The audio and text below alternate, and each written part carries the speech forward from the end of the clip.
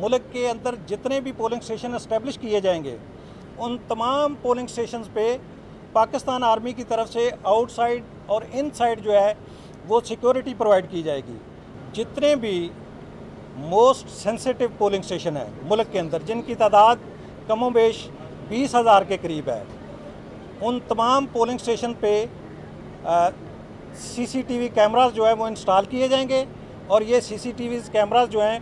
वो concern provincial governments जो हैं वो इन कैमरास को इंस्टॉल करने की पाबंद होगी।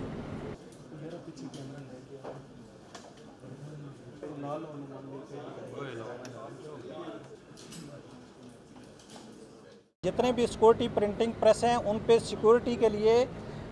मिलिट्री जो है वो मौजूद होगी और उसकी ट्रांसपोर्टेशन हमेशा जो है वो सेफ कस्टडी में की जाती है और उसका एक सिस्टम होता है, उस सिस्टम के तहत वो ट्रांसपोर्टेशन की जाएगी। जितने पॉलिटिकल लीडर्स हैं उनकी फुल प्रूफ सिक्योरिटी के अरेंजमेंट्स भी जो हैं वो सूबाई गवर्नमेंट की जिम्मेदारी होगी और आज के इजलास में ये भी तय पाया कि उसमें किस तरह की मेथोडोलॉजी अडॉप्ट की जाएगी, वो नेक्स्ट भी इसमें कंसिडरेशन होगी।